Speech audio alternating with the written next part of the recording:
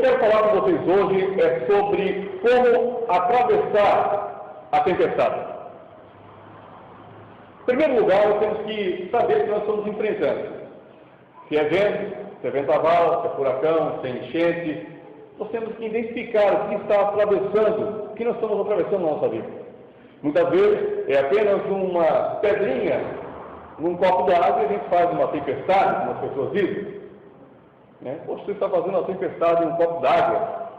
Na verdade, se nós identificarmos o tamanho que estamos passando, nós vamos saber se é uma tempestade, se é apenas uma pequena provação, ou se é algo que nós mesmos causamos para nós, de certa maneira, que nos causa um certo desconforto. Em Atos, no capítulo 27, no versículo 22, fala assim: mas agora vos admoesto a que tenhais bom ânimo, porque não se perderá a vida de nenhum de vós, mas somente o navio. Porque esta mesma noite, o anjo de Deus, de quem eu sou e a quem sirvo, esteve comigo, dizendo: Paulo, não temas, importa que sejas apresentado a César, e ele te deu todos quantos navegam contigo. Portanto, ó senhores, tende bom ânimo, porque creio em Deus que há de acontecer assim como a mim me foi dito. Essa passagem relata uma parte em Atos, quando Paulo estava sendo levado para Roma para ser julgado. No meio do caminho, uma grande tempestade chamada Euraquilão pegou o barco. Essa tempestade chamada Euraquilão, na verdade, é um tufão. Ele aparece do nada e também do nada esse tufão some. Mas aquele dia, quando esse Euraquilão apareceu, um grande tufão, o barco começou a ser levado de um lado para o outro. Era uma grande tempestade. Eles estavam depois, ficaram 4 dias, onde não viram estrelas, não tinha sol, enfim, um nevoeiro, tudo fechado. Mas Paulo sabia que aquela tempestade era apenas um pequeno momento, uma pequena tribulação que eles estavam passando. O anjo do Senhor apareceu a Paulo e disse: olha, não se preocupe. Deus disse que se ninguém sair do barco, todos vão ser salvos. Mas Deus tinha um propósito na vida de Paulo. Depois de muito tempo, eles descobriram uma pequena ilha chamada Malta e todos atracaram a Malta. Na verdade, Deus cumpriu a palavra. Ninguém morreu. Todos saíram. E não só isso, mas o povo daquela ilha tratou muito bem as mais de 200 pessoas que estavam no barco. Mas o propósito não era tão isso. O propósito era que nessa ilha havia um líder. E esse líder estava com o pai dele. Paulo foi lá, orou pelo pai desse líder da ilha, e aconteceu que o pai dele ficou curado. Ou seja, Deus usou toda uma tempestade para levar Paulo até aquela ilha, para ajudar alguém. Muitas vezes nós estamos em uma tempestade forte, uma tempestade que parece que não vai ter como sair dela, então é a hora de ajudar alguém. Eu lembro uma certa vez que eu estava passando uma dificuldade num negócio que eu tinha feito, e as portas não se abriam. Eu já tinha quase perdido as esperanças quando eu lembrei dessa passagem. Então eu disse: eu vou ligar agora mesmo, pensei comigo, para alguém que tem um problema, e eu sabia quem tinha um problema, e fui ajudar essa pessoa com palavras. E aí, como é que está? Tudo bem? Como é que está o seu problema? Já melhorou? Vai dar tudo certo? Ou seja, eu acabei fortificando essa pessoa, dizendo para ela que tudo ia sair bem, mas eu sabia que meu problema era muito maior com ela. Depois dessa conversa com a pessoa, 15 minutos depois, o telefone toca. Era o meu problema sendo resolvido. Irmãos, acreditem, quando você ajuda alguém que tem um problema, muitas vezes o seu problema é muito maior. A sua tempestade é muito maior do que a tempestade do outro. Mas você tem que estar lá, dando força, falando: você é forte, Deus está com você, tudo vai dar certo. Acredite, confie. Em Atos, no capítulo 27, quando fala essa passagem do Euraquilão, é bem provável que Paulo, nesse momento, vendo todo aquele vento, vendo o barco indo de um lado para o outro, se sentiu um pouco desesperado. Tanto que o anjo apareceu para falar alguma coisa para Paulo. Mas o importante é que eles abaixaram as velas. Não tinha mais o que fazer. A tempestade estava batendo de um lado e do outro, não adiantava deixar as velas erguidas, eles abaixaram as velas. E aí sim, Deus levou o barco para Malta. Muitas vezes, quando nós estamos em uma tempestade tremenda, nós devemos abaixar nossas velas. Deixe que Deus nos guie aonde Ele quer. Talvez Deus quer te levar dentro de um hospital para falar de Cristo para alguém que vai ficar lá da sua cama. Ninguém quer ir para o hospital, eu também não quero e não prego isso, mas pode acontecer isso. Deus quer te levar lá dentro do hospital, deitado numa cama, apenas com uma pequena febre, para falar de alguém que está lá, 4 patinhos, para falar de alguém que está lá, que precisa receber a Jesus como Salvador. Baixe as suas velas, deixe que o seu problema, Deus cuida. Faça a sua parte, mas quando você vê que não tem mais jeito, que você já gastou todas as suas energias, então é a hora do Deus do impossível. Então é a hora dele fazer a parte dele. É a hora de você baixar as suas velas e deixar o barco fluir. Em 2008, eu lembro, naquela grande enchente que teve, eu trabalhei com o governo civil há 8 anos, todos sabem disso, mas eu lembro que naquela época nós estávamos num barco, um pequeno barco, sem motor, e estava muito difícil passar a correnteza. Nós tínhamos que pegar uma senhora que estava numa casa de 2 andares, a água estava apenas embaixo, no primeiro piso, mas aconteceu que essa mulher ficou paralisada em cima do segundo piso. Ela não conseguia se mexer. A água estava embaixo, com certeza não ia chegar até lá, mas ela ficou totalmente paralisada. Ela esqueceu que sabia andar, ela esqueceu que sabia se movimentar, ela esqueceu que podia lançar uma corda em tal lugar, ela esqueceu tudo. Porque a tempestade faz isso com as pessoas. Muitas vezes nós temos conhecimento de várias áreas na nossa vida, áreas de como sair de problemas, mas quando a tempestade chega de forma forte e eficaz, nós esquecemos de quem nós somos. Nós esquecemos da semente que Deus colocou dentro de nós. Nós esquecemos do poder que nós temos em Cristo Jesus para atravessar a tempestade. O interessante é que quando nós descemos do barco e subimos lá no segundo piso, a mulher começou a andar. Ela andou, desceu a escada, entrou no barco e fomos embora. Ela precisava apenas de alguém que desse confiança para ela. E é isso que acontece, aconteceu com Pedro. Quando Jesus estava caminhando sobre as águas, Pedro olhou para Jesus e disse: Senhor, se és tu, diga-me que eu vá até ti. E Jesus falou: então venha. Pedro botou o pé na água, opa, penso eu que ele deve ter pensado assim, botou o primeiro pé na água, não afundou, botou o segundo pé na água, não afundou e começou a andar. Mas nesse momento havia uma grande tempestade, levando o barquinho para um lado para o outro. O que Pedro fez? O maior erro de sua vida ele cometeu. Ele começou a olhar para a tempestade e esqueceu do foco que era Jesus. A Bíblia diz que Pedro começou a afundar. A Bíblia não diz que Pedro afundou, diz que ele começou a afundar, ou seja, conforme a fé de Pedro ia acabando, conforme ele ia olhando para a tempestade, então a fé dele ia acabando, ele ia afundando. Mas Pedro ele era um pescador, ele pescava há muitos anos. Naquela época ele não tinha o colete salva-vidas. Pedro com certeza sabia nadar muito bem. Pedro era praticamente um peixe na água. Mas Pedro esqueceu que sabia nadar. Então quando Jesus apareceu, ele disse: Senhor, salva-me. Jesus pegou Pedro pela mão, levantou e levou Pedro em terra firme. Isso acontece com todos nós. Eu já vi casos em vídeos onde eles colocam alguém dentro de uma sala e lá no canto colocam uma pequena cobra, às vezes de borracha, e a pessoa fica paralisada, gritando, berrando, sem saber o que fazer. Muitas vezes a tempestade acaba causando pavor nas pessoas. Por que causa pavor? Porque elas acabam não enxergando o Deus, que é o Deus que tira todas as dificuldades da nossa vida. É o Deus que mandou Jesus para morrer por nós há 2.000 anos atrás. Nós temos que aprender a discernir o que é bom e justo para a nossa vida. Se nós temos uma mente firme, aguçada, nós temos uma mente próspera, uma mente com certeza que nos quer colocar para frente, não damos ouvidos a mais comentários, não damos ouvidos a situações difíceis, então quando aparecer a tempestade, nós estaremos fortes para enfrentar. Porque a nossa mente está limpa, não está cheia de tragédias, cheia de problemas, cheia de dificuldades. A nossa mente está cheia de força, de garra, de ousadia, de coragem.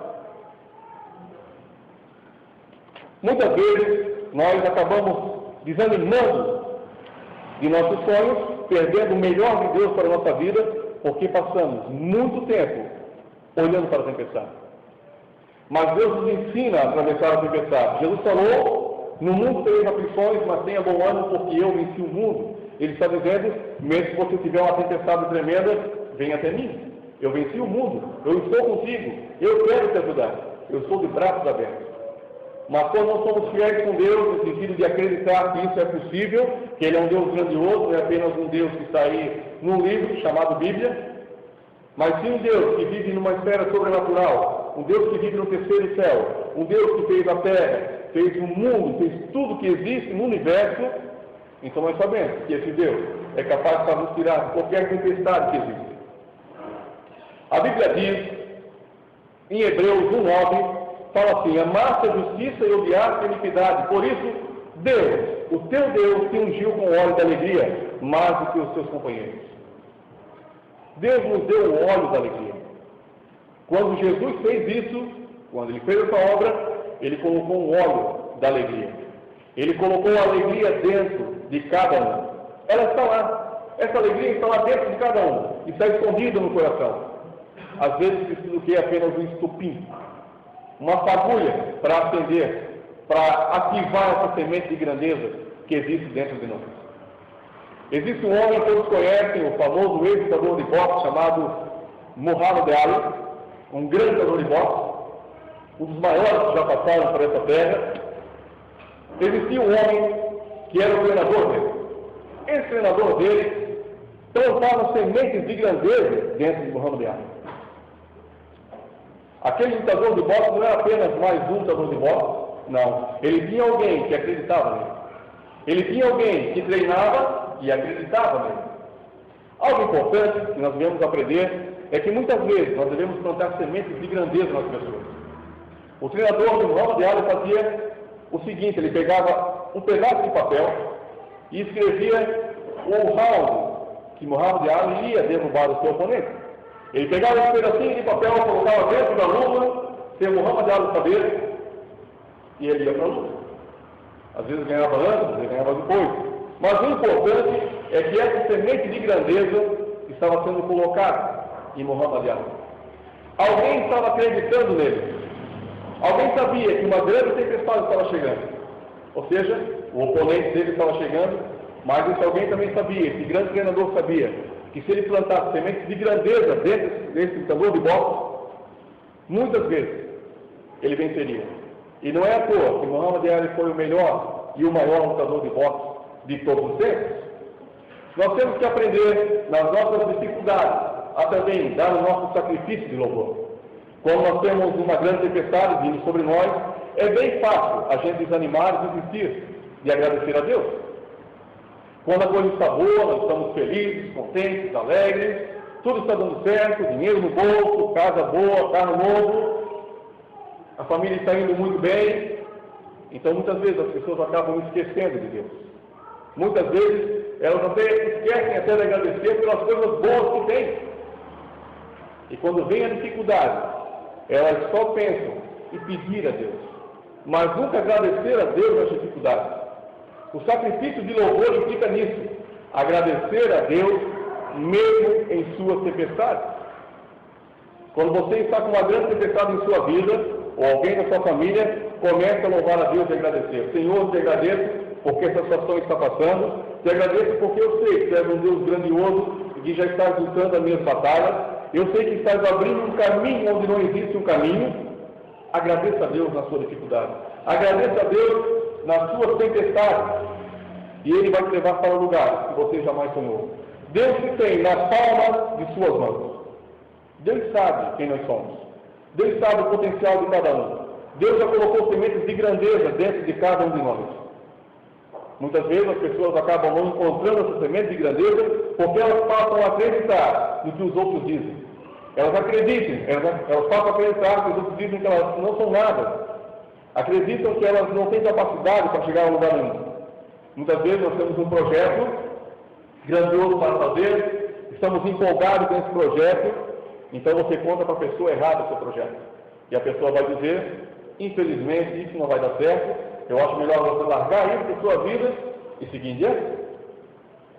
Se nós dermos ouvido a todo tipo de coisas erradas que eles colocam em nossa mente, todo tipo de palavras depreciativas, é isso que nós iremos nos tornar. Jesus falou: diga-me com quem anda, que eu te direi quem é.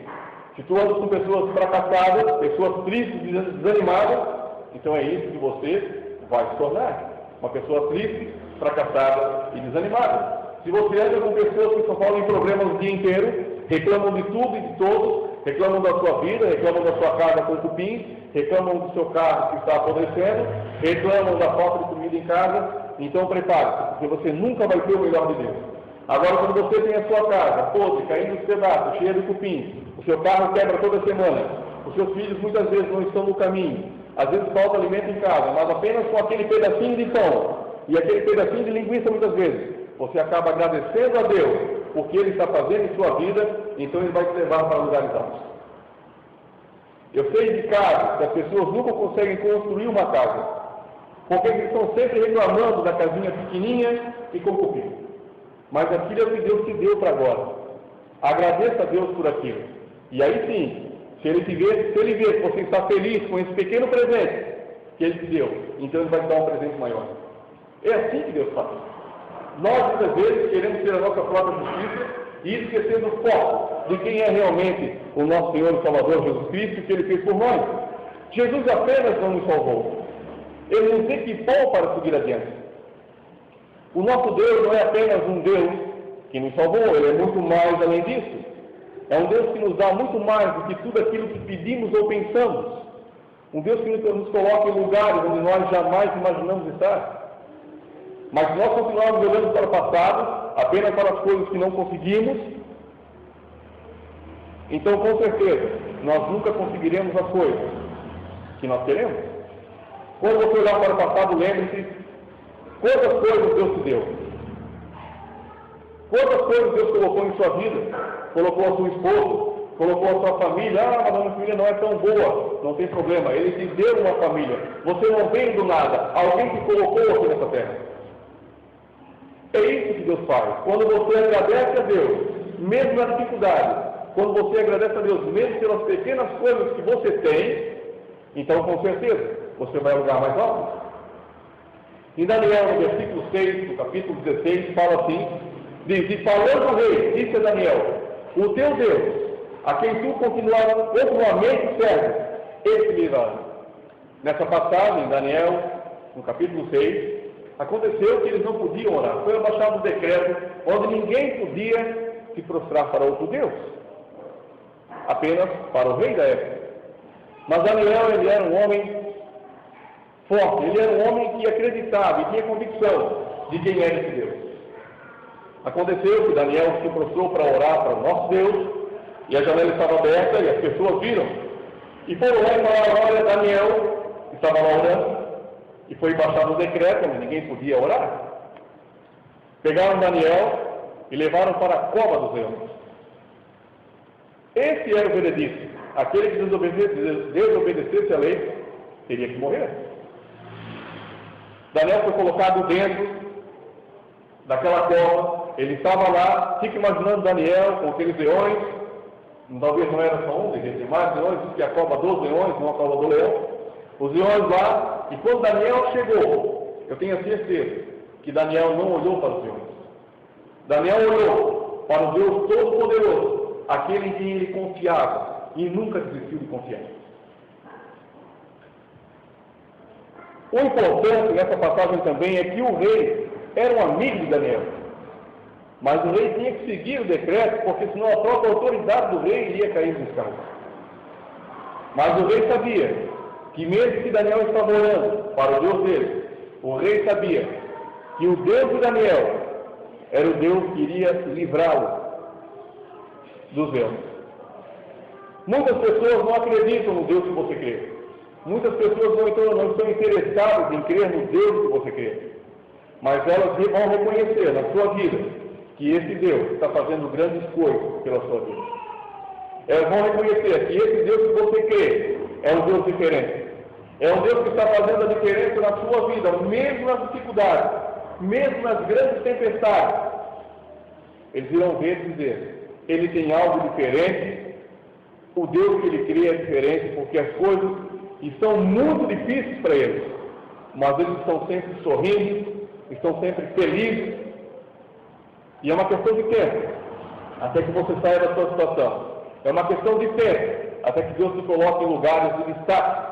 E as pessoas irão, com certeza, seus parentes, seus amigos, seus inimigos, as pessoas que não deram crédito a você, até aquelas que estão juntos com você, mas não te dão crédito, até mesmo essas pessoas irão ter que reconhecer que Deus que está contigo é um Deus poderoso e um Deus que faz muito mais do que tudo aquilo que pedimos ou pensamos.